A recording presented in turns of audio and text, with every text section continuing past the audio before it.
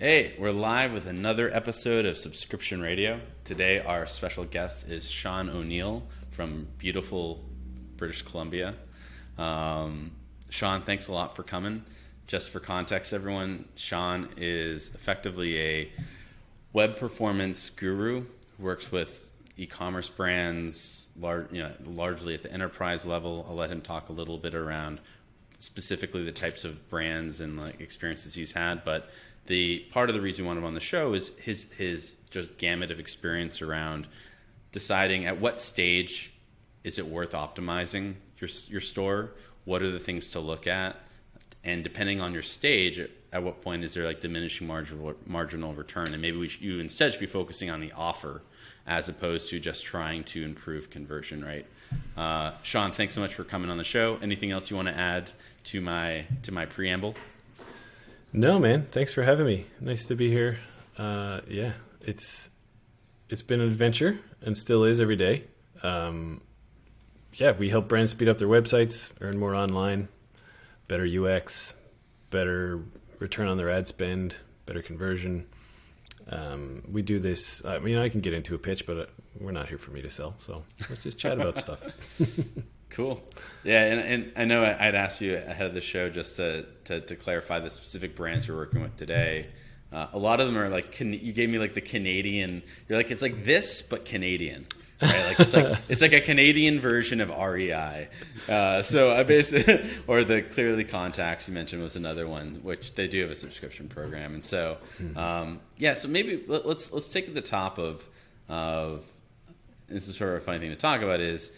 Yeah, talk a little bit around what does a typical engagement look like for you? What are the brands when a brand comes to you, what type of pain are they in? And then how do you go about diagnosing it and some of those other sort of levers you were talking about? Cool, yeah, okay. All right, typical engagement or signals that a company needs our help are usually something that anyone could do. Maybe I'll just start there with how to determine if your website is fast or slow, because our brands typically our clients already know that they have a problem with web performance, but maybe not everyone does. So, and then I can talk about how we go about addressing that. But Google has this public database that they've exposed over the last couple of years, and they use that as input to search ranking. So as you're browsing the site, as you're browsing the web, anybody using Chrome, it's phoning home to a Google server and say this page loaded in this many seconds, it painted the biggest image in this many seconds. And they use that data, like I said, to influence SERP ranking. So we can see how fast sites perform, and you can see how fast your own site performs. And if you use Page Speed Insights, it's at pagespeed.web.dev. You can type in your domain, type in your homepage, and it gives you data about the real user experience in the wild as people are browsing your site. And so typically for us, we'd see that our clients or prospective leads are failing the Core Web Vitals assessment. That's, there's 3 different metrics and there's 3 different thresholds at which Google says this site is fast. And if you're not passing those, then your site is failing Core Web Vitals. And that, there's a proportional effect on your search rank. So, if a site's failing Core Web Vitals, for our clients, typically the problem is there's a dozen other tools that can synthetically scan your site and tell you how fast or slow a given page is and in what way. And there's 100 different metrics that those tools spit out. And an enterprise brand may have thousands or tens of thousands or 100,000 different URLs. And so where do you begin this combinatorial explosion of data, of metrics and pages? And, it's just, there's no simple way to prioritize that. And then when something is hard to prioritize, the poor product manager whose job it is to, set the work for the development team has way clearer other projects in the pipeline that are a lot easier for them to prioritize, isn't it? I think any business owner can sort of relate to, I've got 20 things I could be doing. Is site speed one of them? And when you don't know how fast your site is and how fast it needs to be and where to begin, then it's never when you're going to start. It's just going to keep getting deprioritized.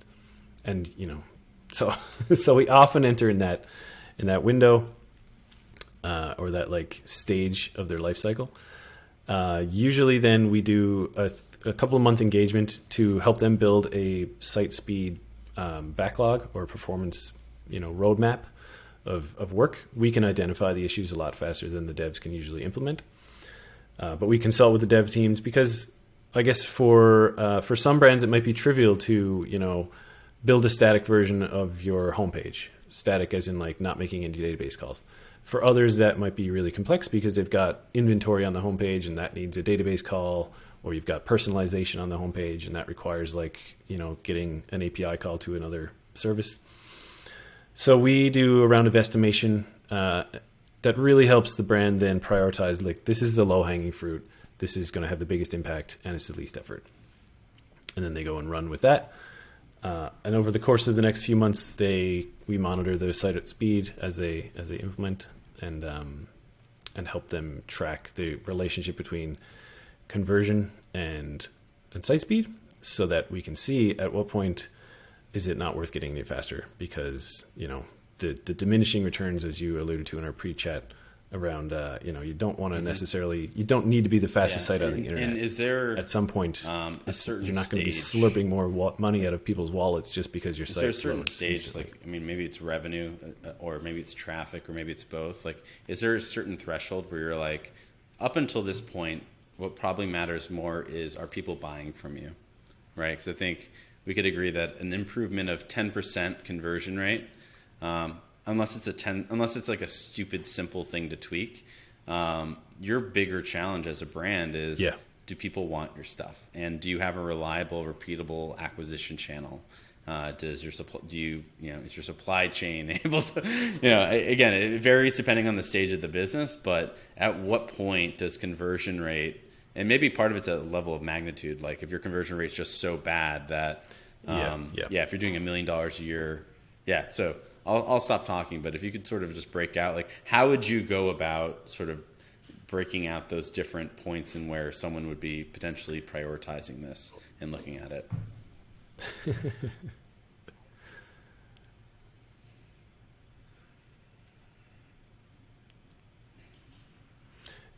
Yeah. Okay. A rule of thumb for us typically is like mom and pop who are figuring out the business probably isn't your best place right now to invest in site speed. Unless there's something heinous. Like if you run through this pagespeed.web.dev and it's telling you everything's red, then that probably is an issue for your brand. You'll start to see things like bounce rates really skyrocket with pages that aren't loading fast enough or aren't rendering anything immediately. But so say $1 million a year, if you're around that revenue threshold, it really also depends on what you're selling. Like the bar is different for, a site selling $100,000 car with a customization engine and like a deep sort of experience where you're adding, a lot of different SKUs or a lot of different tweaks. Versus quick get in, get out. Like, listen, I need toilet paper. Instacart has to be fast. If Instacart wasn't fast, or whatever equivalent people use, then you'd use Uber Eats instead, or something else. So it depends on your market. And one of the things we help brands do, and one thing I'd encourage everyone to do, is because this data set that I just mentioned is public, you can look up your brand, but you can also look up your top 5 competitors. And as I alluded to, you don't need to be the fastest site on the internet. You need to meet the expectation of your user shopping for the kind of thing that you sell. And so if you're selling, printers, then you want to be as fast as Best Buy, or, well, unfortunately in that case, probably Amazon. How does Amazon and often everyone's sort of competing with, the 800-pound gorilla. Are they at? So we usually have Amazon as one of the competitors that we monitor for our brands. The web experience is different than the internet anyone could do that as well with the cetera, PageSpeed Insights data set that I just. Are they the example, like the fast? They're certainly not the fastest website on the internet.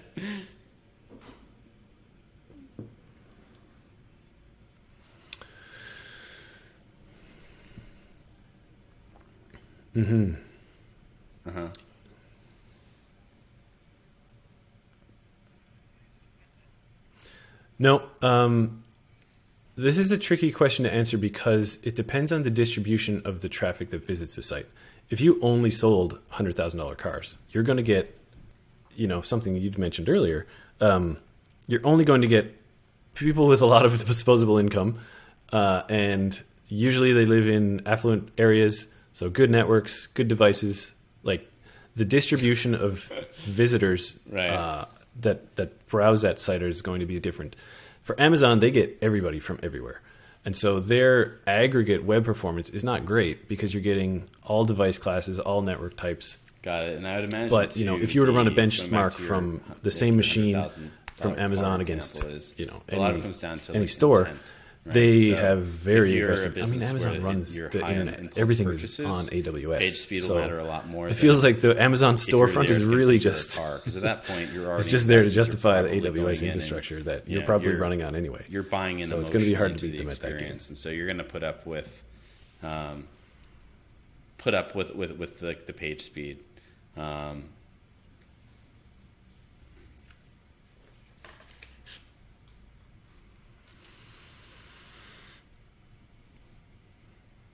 Mm-hmm.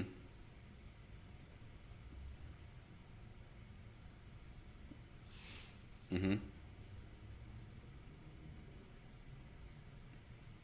Mm-hmm. Yeah, I'd almost say, or further to that, tolerance for slow performance increases the deeper your relationship is with that brand. And so, talking about subscriptions for a minute, if I get the same thing every month from the same brand, and I only need to change that once every 3 or 4 months, then I may be pretty patient if it takes 10 seconds to load a page, because it's like I'm not doing anything else here. I have one task I need to do, and I'm invested already. Though frustration and page speed are also tightly correlated, and perception of your brand. So I'm not saying don't address it, but often things that are deeper in the conversion funnel, like the checkout pages, the accounts, the order history, that stuff is less cacheable, as in it's more specific to the user. Yeah, and I think actually what you're and saying, therefore usually requires a database call, it makes a lot of sense, and is It's therefore effectively- usually slower. And in a It's previous tricky to make podcast, the deeper I'd pages that spoken are with, fully custom Matthew to that Barnes, user who that runs a require CRO inventory lookup agency, and he was talking address about validation. the amount of It's traffic hard to make those on your store level pages So is so much focus more on the than front end people of it, in where your you're like subscription acquiring portal, users, get for them example. invested, get them like right, doing, because it's just there's so working much, through the pipeline. right. The So because landing it's two pages things: are you're the ones A, that really it's matter only for people who have subscribed, and then B, the interval in which they'll check it is so much less frequent, right? And so you have orders of magnitude in terms of importance. Yeah, that's interesting. Yeah, Sure, of course, it's like 100 to 1 probably. mm-hmm.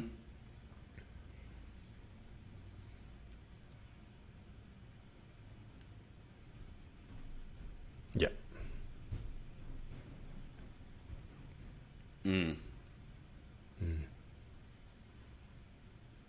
We've seen some funny stuff though. Actually, just on that topic for a second, if those pages are slow enough and they get enough page views. So for one of our clients, for example, they have a slow account section, like my account, And I'm which curious, isn't something you would necessarily I ever assume that correlate there's with no, SEO. like, But corollaries to, like, since no Google index, is like right? reporting all these page It's really- views back it's to Google their database, Chrome they're just reporting aggregating every that single all page. under I'm not your sure domain. if there's a way for So you to when it comes exclude time to rank your certain domain pages. based on site speed, I could also see that being there abused. you may be failing the core web vitals assessment, even though all of your landing pages are fast. If your back end is slow, it can sort of like drag down. It's got some inertia or some aggregated performance data.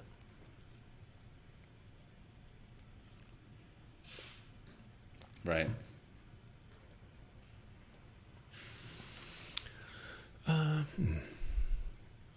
Mm-hmm. Mm-hmm. That's interesting. There's a way to game everything. One pattern that I guess I've seen and we've considered as well for our site is decoupling the That's marketing and exploration side from the account management side. If you run it as a separate subdomain, then the Google index and the Crux data that I'm talking about, Crux is the Chrome User Experience Report, is aggregated by subdomain. One thing we had talked So if you had about, like account.store.com now that we're on the topic of subscriptions, versus like and you mentioned this www.store.com, was, like, that you said would you be went a into way in which QuickBooks you could to sort take a of, look at what's active or subscriptions you have. checkout.store.com, decouple the. And what did you find? that And that you pattern. like? What did you find? Yeah, like I think that's a big deal for SaaS companies too. Like the marketing site and the product are very different things, and the product is never going to be as fast as a marketing site can be. Right. Right. So that's a digital subscription, right? Did you come across any like physical subscriptions? Like favorite food, water? Yeah. And that I like. Yeah. Okay. What did I find? I found Loom is sort of like a must-have. It's just a replacement in a fully remote world where asynchronous is king. Then Loom is just money. And do you get the Wake Water directly through the brand or through Amazon? For the business, for me, actually Wake Water. It's like this. I have it when I'm fasting. It's 0 calorie, carbonated with caffeine from green tea. It's great. That's like the one that I'll continue to just get delivered. Like it's like coffee beans, right? Like, but I think I know I'm going to replenish coffee beans. Coffee is also a great subscription. How many delightful subscription experiences you have. I mean, the water one's it's interesting because you love the product. I don't know how delightful right now the actual subscription experience is. Or if there's any other subscriptions you've had where I'm usually a fan canceled of, it, helping out. And but I think and where I'm going leading to this is that the irony is for me and like for the company that myself and my partner and my team are building is we enable brands to offer subscriptions, but the flip side of that is most consumers hate subscriptions. But VCs and brands love subscriptions. Sticky revenue. The dark irony of that is that you're oftentimes like, if you look at the data, it's like the top reason people cancel is too much product or because they ran out of it. And so what ends up happening is you're force feeding your best customers. And so you're churning out someone just to get them to buy one more time who otherwise might love your water. But you're basically like, I've now filled my pantry. I don't have enough control over like the frequency, the cadence. I'd much rather just completely control the replenishment experience. It's a bit of a funny thing where I'm like, yes, we offer subscription software, but at least the way that we think about it is not like we're thinking about it from the perspective of the consumer, which is the reason to subscribe is typically convenience, and you manage your subscription. Is it a better product experience? Is it delightful, right? Like, do you get free gifts, which is, again, something that a lot of D2C brands, Amazon won't give you a free gift, but if you were to subscribe directly through the water company, they might. And so there's just like so much more to, 100%. We'll call it the subscription experience or the replenishment experience than just like most consumers aren't like, I love being on a subscription. Most of them are like, if it's convenient, no company can accurately predict, unless you're selling medication, how frequently someone actually needs to buy more. And so there's like a weird push and pull there between what the brand wants and needs, and then what consumers want and need. And I don't know if right? Yeah, totally. Yeah. Right.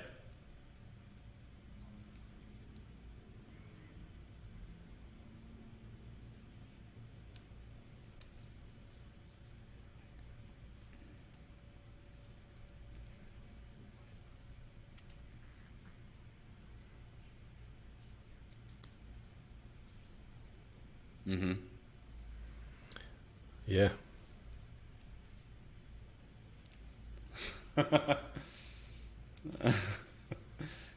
It's all good. Totally. Yeah. You have my credit card number. It doesn't mean like go to town or you're going to get canceled real quick. Yeah. You touched on a lot there that resonated. Mostly like we live like royalty right now. Just to have things show up at my door. I think the biggest benefit for me, which was the first question you asked, was like my experience as a user of subscription services. And the biggest benefit is that I don't have to think about it. I just get, I've delegated thought. And it's an interesting. There's a guy outside blowing There's a leaf blower outside my house. How it's convenient during a it's like an podcast. interesting challenge. And it's really a design challenge. But I've had that same how do you experience as well, design, where like I've got too much now. I got to because stop ultimately it. what brands want And is there's this fine line or a balance to be predictable struck recurring revenue. between LTV helps and their and valuations. current revenue. Like, It gets you want them to keep that your like sexy users SaaS satisfied. multiple. You've reminded me just now, though, that I was generally. part of a wine company But about then- 4 years ago, and we had a Yep. wine club, which was a subscription service, and wine would show Yeah, up to your yeah. door. But the flip side of that is And, you also the risk, largest reason for cancellation was like, I just can't drink all this churning wine out fast your enough. Like, you guys are heaviest gonna kill me. users and doing it in a way in which, I mean, I haven't heard of any stories of someone like hunting down in person the founder of like a subscription brand being like, you sent me too much shit. But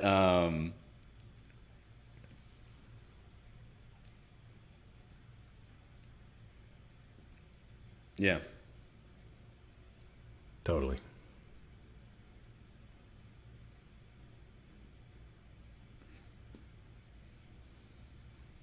Yep. Which wouldn't otherwise come for a direct-to-consumer. Yeah, that's account interesting. brand. So, yes and no. Yes, in that we do have that. There have been, there have been a number of studies that different companies have put out there where one of them says the more actions someone takes on their account, whether it's a pause or a skip, is predictive of them staying a customer longer. This is right. Are you So what guys that's able showing to is aggregate across user clients? engagement actively? If you run shows subscription that the as a person service, is going to stick around. do you have Which data I guess now of like, intuitively makes listen, sense. there's It a could also tolerance here. indicate, There's though, that a someone's knob like, you can turn on why how the heck much am I you're gonna having to churn like people actively versus manage the longer, flatter, this more sustainable this subscription LTV? Although as long as you have enough products to like swap to, or if you make it super easy for someone to control the cadence in which they receive the product, I would imagine that's generally like a good thing. But yeah, I think the most, in my mind, like the most interesting type of consumers are the consumers who were on a subscription then canceled, but then continued purchasing on their own, right? Like that to me is right, where there's something to that story. And as a designer myself, that's the type of stuff. Like those are the types of users I like to dig into and try and understand how long were they a customer, what happened leading up to the cancellation, what was the reason they canceled. And then on the flip side, who are those customers who buy fairly frequently on their own, but have resisted a subscription, and why? And, because you basically, right now, brands have two options. You either subscribe or you buy whenever you think of it. And so as a designer, my brain goes into if you can increase the frequency in which someone purchases and make it more predictable, more reliable, then, that compounds. And if you can prevent someone from canceling out because they have a bad experience, that also compounds. And so there's this happy medium, which again is a design problem. And I think it goes down to like your bread and butter around user experience and conversion rate and like speed. I think I think very few people cancel a subscription due to the page speed.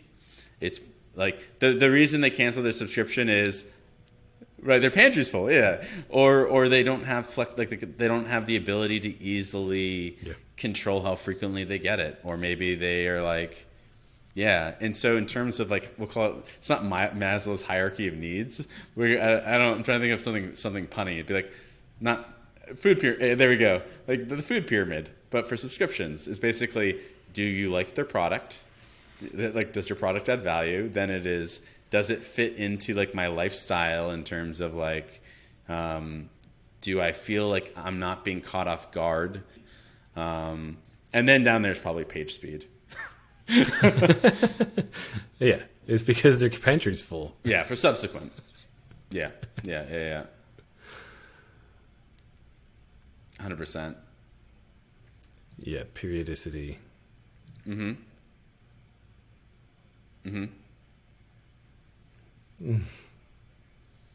Food pyramid, yeah.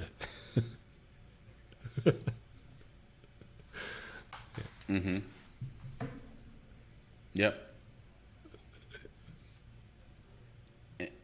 And I'm curious, when you are doing like paid, when you're building sales funnels from specifically paid ads, if someone does have a slow store, or even I would imagine like there's, You were talking about the need for personalization subsequent and dynamic inventory or products.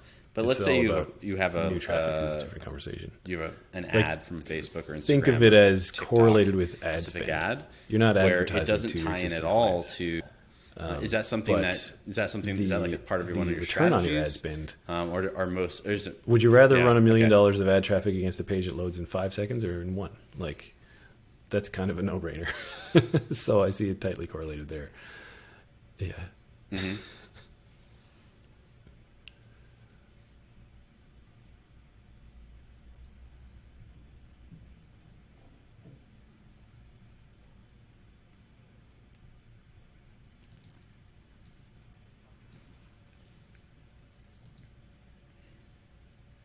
Mm.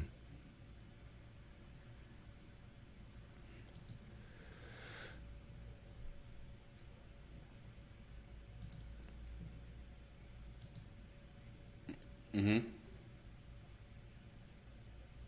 Yep. 100%. It's a best practice for sure that if you're going to be driving, and we do that with our clients now, like which of these, say they've got and I guess that goes 1,000 back to different when we were category talking pages. About which of these you speed, have ad I spend was on? asking, like, And let's prioritize. how could someone? You mentioned someone going to inlining CSS. Like I could go through a half dozen different tactics checker. that you would use. I typically to look at speed that page Lighthouse, up. right? But where one of I'm them for typically sure looking for, like, would render be blocking, fewer. Make them as and, like, static as time to possible. first Fewer paint dynamic to elements. see, like, fewer what are calls. other And specific, if you're like, going to make dynamic elements, do them asynchronously, plugins or integrations not, that are before. blocking. So there's a couple of ways to do this. You could have the And server I'm curious, do it, how often, build up the page, in terms of render like the HTML, the biggest, or you could build a page with some offenders. placeholder elements for Is it- like your shopping cart quantity. I can't or whatever, imagine it's image or your size inventory. anymore. Is it And third-party do libraries asynchronous that are API running calls after that, so that, synchronously you as know, opposed the user to sees that they're in the right asynchronously? place, And then they're also, like, how okay, yeah, accurate the journey is is continuous. that I clicked on an ad that looks sort like of this. render I see that blocking thing in front of me. analysis? And then, Because I've also heard, as they're reading well, about actually, it it or doesn't prevent flipping through first photos, paint, even though it might backfill say other that it API does, calls and replace. because and now we're getting beyond sort of where my experience is. I'm now more repeating what I've heard, where it's not necessarily like you can't just look at Lighthouse and be like, oh yes, this is exactly like this is exactly the offender. I don't know. Is there anything that you would add into that, or corroborate or correct anything I just said?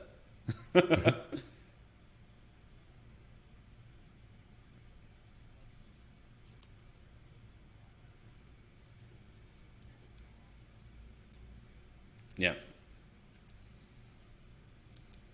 Mm-hmm.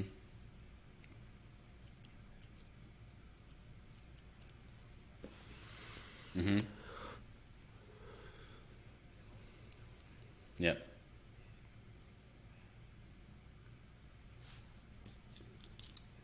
Okay.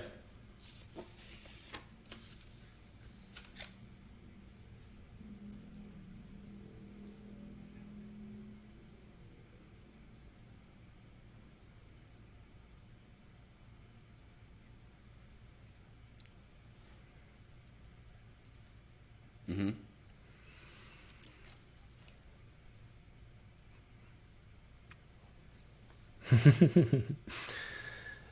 For sure. Okay, so there's a few user centric times that you want to hit. Kind of like, we just talked about designing around the user experience in general. And so the first is like, is this even working? Like if I clicked on an inbound link, are you showing me something? That would be like our first paint time. Is there a header? Is there a logo? Is there literally anything on screen? Maybe it's just a spinner, worst case scenario. But at least I can see that my phone isn't locked up. So that's like paint something as quickly as you can. Render blocking scripts usually delay that. And that is the biggest offender because everything that comes after that is then also slower. And then there's like, am I in the right place? Do I have the right thing? So like I say, if you clicked on a like a Cliff Bar ad, and you're like, oh, I might want to get these bars every month, protein bar or something. If you land on a page that the next thing you want to see is like, am I in the right place? So it's working. Am I in the right place? That's usually like your largest contentful paint element. So your hero element, the headline of the page, whatever the case may be. It may not be product image, but in this scenario, it's almost certainly product image, or like an experiential image of someone using that product. Getting that in front of the user as quickly as possible is also important. And that's a place where you can be a little more, there's ways to optimize that maybe, lower hanging fruit like I talked about earlier. So potentially you can't make the server respond any faster, but the first thing that the browser, so an interesting thing we should talk about here is that browsers are inherently single threaded. So they can really only do one thing at a time. And we're now used to a world where, you can do 100 things at a time. But a browser can only render DOM or process JavaScript or like paint images to the screen. It can load stuff in the background, like the CPU and network are sort of decoupled. But if you're like running a tracking script or booting analytics, then it can't be painting to the screen. And so we want to get in front of the user the most relevant stuff right away, and then defer stuff like user-generated content or your help widget that pops up in the bottom corner. That stuff is secondary to the reason that they've gotten there. So first, like, let them see that they're in the right place and consume the content. And while you've got that couple of 100 milliseconds even of the person like looking at an image, do something else then. So it's kind of like get out of the way.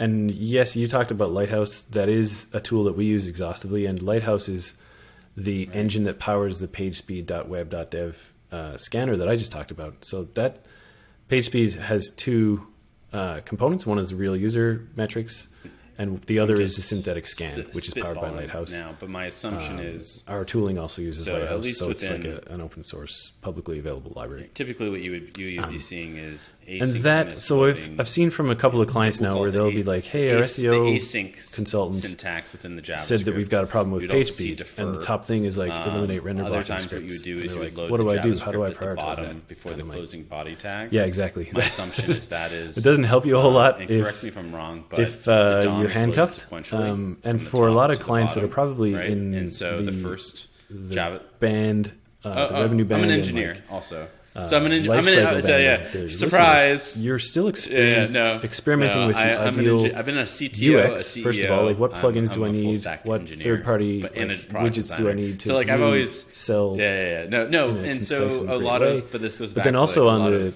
fulfillment my own, side, you probably like, got interest in this is a understanding 3PL from a consumer plugin, perspective, like a half dozen other like what are all the inventory different management tools systems at our disposal or other to build tools. an awesome, And it's delightful easy experience. then And so, to incrementally where 100 things get kind milliseconds of at a meta, time and tack quite these frankly, things the on internet changes until so fast. the last This thing to part why I render love is talking that to you. most important like right element. now is like, and you know, you've SEO got changes, yourself a lot of into a things pickle, change, and so I am which speaking to you in often that then we can help my get out of, working or, knowledge is the DOM. usually by that point the brand has you has can use proven things out like their defer stack. and So async. we know what tools we need. Could you, and maybe this in the is Shopify scenario, for example, between build a custom theme that like integrates those things in a identifying performant way. a script that's in the header as async or deferred versus putting it in the bottom of the body. My assumption is that if the code itself does not support asynchronous loading, then your only option is to put it at the bottom before the closing body tag.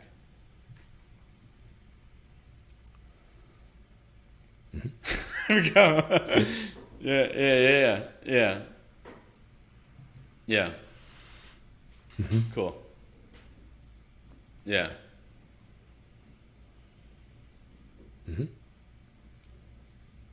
I didn't think you were this technical. I'm impressed. Okay. I thought you were just a CEO. Okay. Perfect. Well, you're...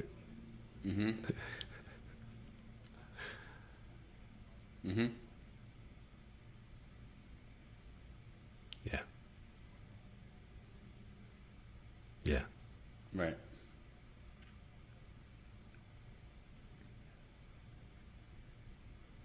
Yeah.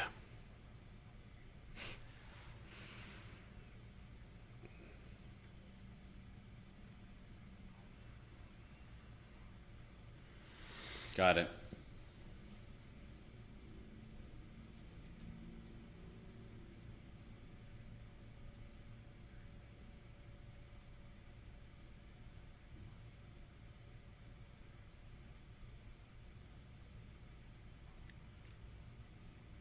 For sure. once the DOM's loaded, yeah.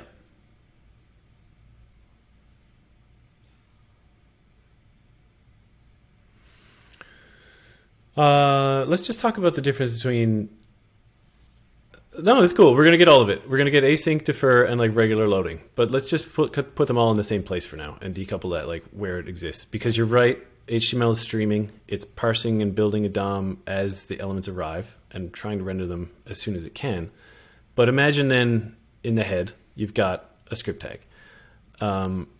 The standard way to load it, just in the script tag, would download that script as it's encountered, and then decompress it, we'll say, because it's probably compressed, execute the script, and do whatever that has to do. And so what it's usually doing is manipulating the DOM in some way. It's either like looking up some elements and phoning home to a server, or maybe it's like adding some more UI for the user to see. So there's a determination to be made for performance, whether this is critical to what the user is trying to accomplish on this page, or if it's like a secondary or even tertiary, like this just really for us, we just want to know so we can remarket to them. So loading something asynchronously by putting an async tag in there, the browser will encounter the script, load it like in parallel, basically. It won't stop executing DOM to load it. It'll load it in parallel and keep parsing. But the way that you but then when that payload arrives, it'll stop what it's doing in the DOM, execute that script, and run it. And again, maybe manipulate. Defer is the newer supported and also most aggressive version here, where it will encounter the script, download it asynchronously, so keep parsing HTML, but it also keep parsing HTML even once it arrives, and it'll only finally run it once it's gotten totally. Yeah. So that is the best in terms of like having control over what the user sees. But to that point, like maybe your whole page is powered by like a headless. So we've got one scenario where the site is sort of embedding a third-party search engine.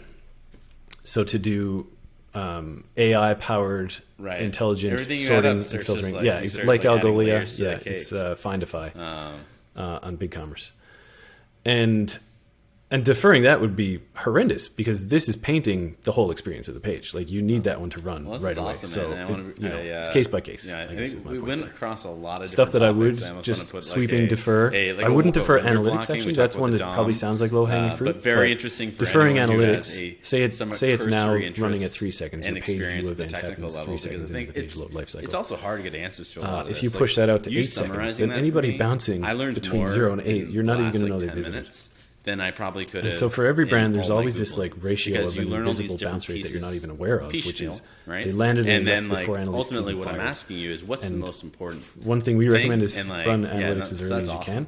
So any other words of wisdom or nerdum that the listener is? So I wouldn't defer that one, but other stuff like growing direct consumer brand, help widget, they have product trust pilot reviews, like anything that you can defer.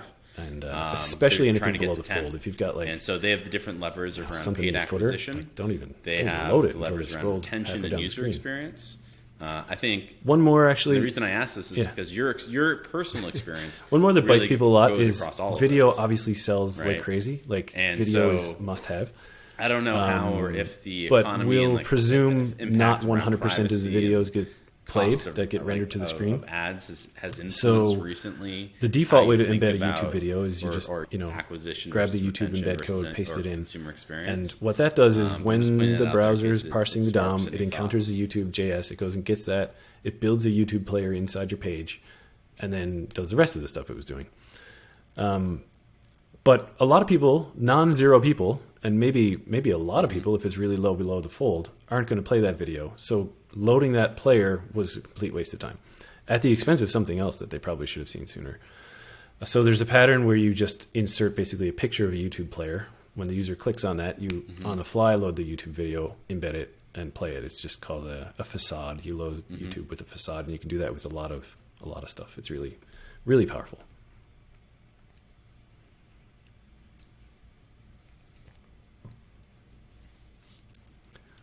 Right.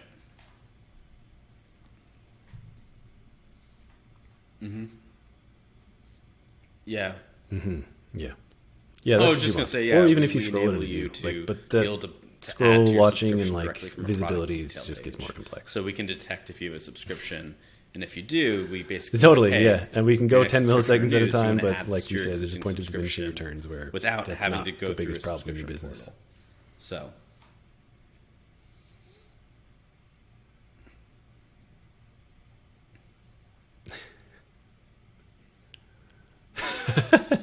Yeah, nerds deviating.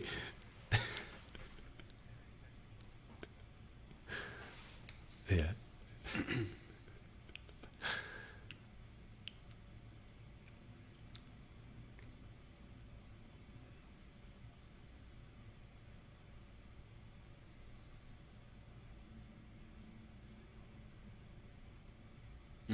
Right. Right. Sure. Yeah. Yep. That's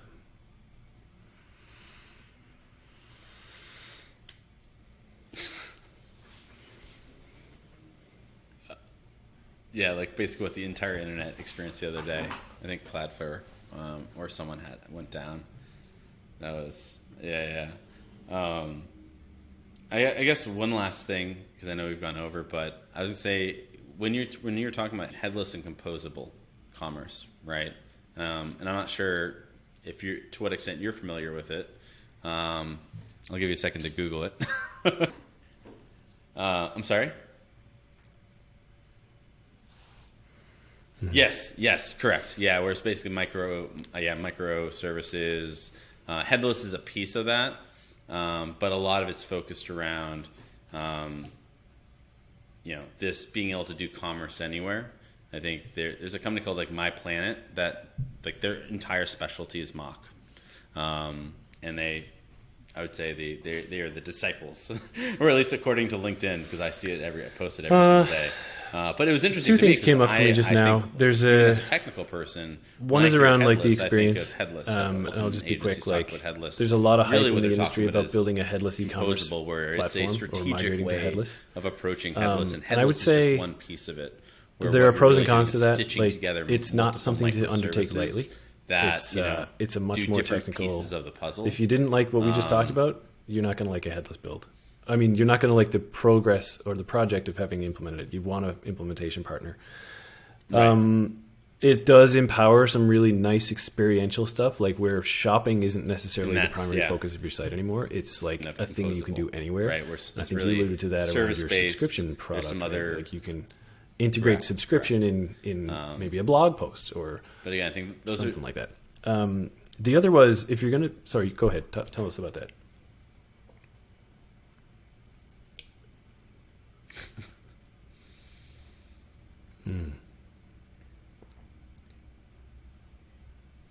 Mm-hmm.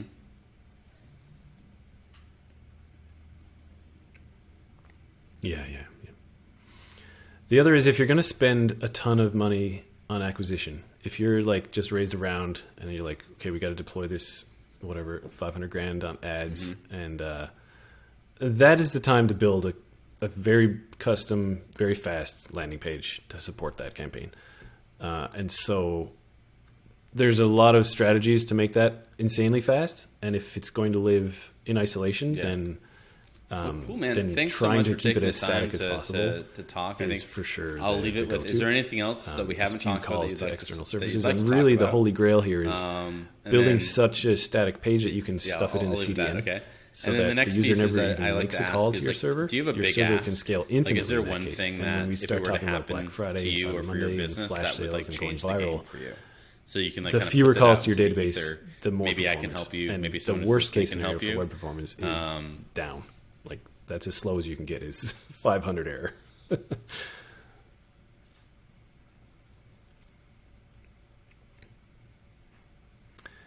Yeah, I mean, that's beyond our control. I'm not going to help you with that.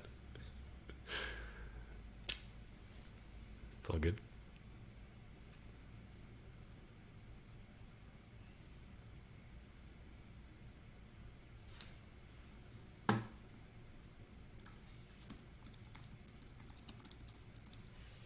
Yeah, thanks. You can hear me. Okay, generally mock. Is this what we're talking about?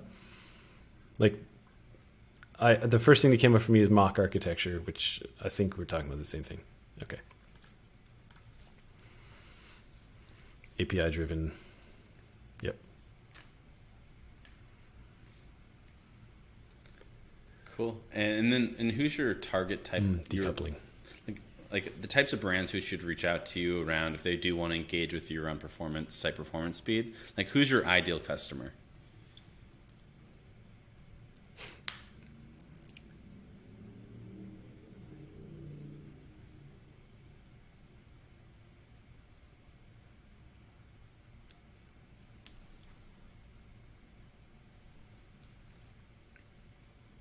Mm-hmm.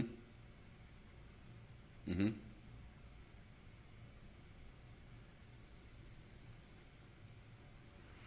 Yeah. Hmm. Yeah, there's sort of two dimensions there. You could build a headless site on a monolithic backend still. And that's not the same as building a decomposed service-based architecture that is also, yeah, I think that's the distinction. I see. Mm-hmm. Decoupled a monolith. Gotcha. Yeah. I would say that's probably more important is the decomposition. All right, cool. If you're going to what we'll do is we'll put in your endeavor, LinkedIn, your build website, the monolith. all of that in the show notes. The reason you would do it is to make things are you a Twitterer? independently replaceable over time, so that you don't get stuck on Medium? this forever. Do you blog on Medium? And trying to think. Usually, and what I've seen so far is that what historically the e-commerce engine, the e-commerce platform would have been the center, the brain of the website. In a headless world, it's not necessarily the case.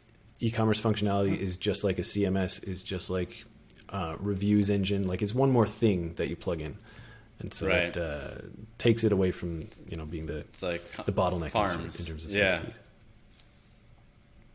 Right.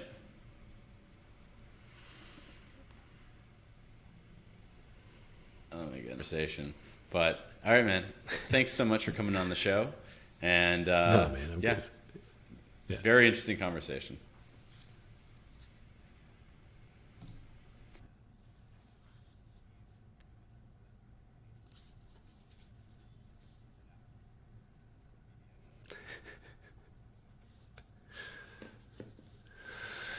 Yeah. All right. Something that we are really looking at, and I've started having conversations around, is very off topic here, but it's the relationship between running a fast website and the carbon emissions of that site. Because the more servers you require, the more data you're sending over the wire, the more carbon you're generating. And so there's a bit of a triple bottom line play in terms of site speed, where the faster it is, the less carbon you're emitting. Granted, in the world where it's you're building something in China, you're shipping it to the US, and you're distributing it around the country, the emissions of your website are negligible, but just a drop in the bucket, basically. But yeah, we're investigating that relationship and want to build a model where we can correlate CO2 emissions and site speed just like we do now for conversion rate or bounce rate or other engagement metrics and site speed. So not really an ask other than, like, if you're into that, I'd love to hear about it. Hit me up on LinkedIn. And if there's any other reason you'd like to connect, then for sure hit me up.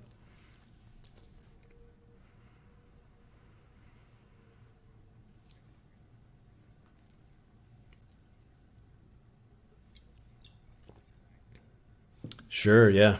The pain is most often felt by, like, a product manager who sits near a development team and is fed requirements by marketing and ops. So often companies in that tier of 100 million or so, usually omni-channel retailers. If we're talking e-commerce, there's also SaaS companies that we've worked with, but omni-channel brings more complexity with it because you've got inventory everywhere. You've got store pages and maps and things to deal with. But yeah, usually the person that we help the most is that product owner or product manager. It's unfortunately, site speed, a slow website is a sign to us generally that no one's owning it internally. Like it's not falling in IT, it's not falling in marketing, it's not falling in ops. It's just like between the cracks. And so our ideal client, honestly, is an institution where that is the case, because we help bring that all together and just own that for them as like a fractional team.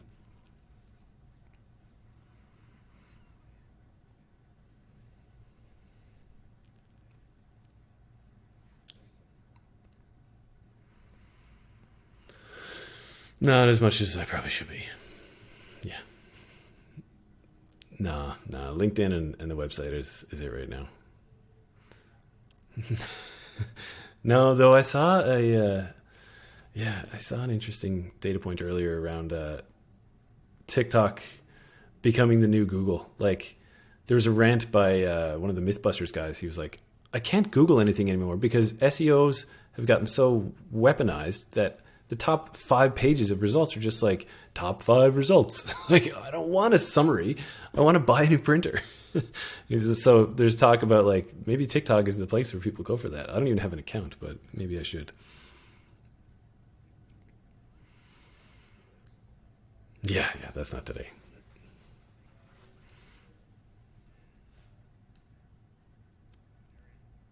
Awesome. Yeah, it was fun. Thanks for having me. I appreciate it.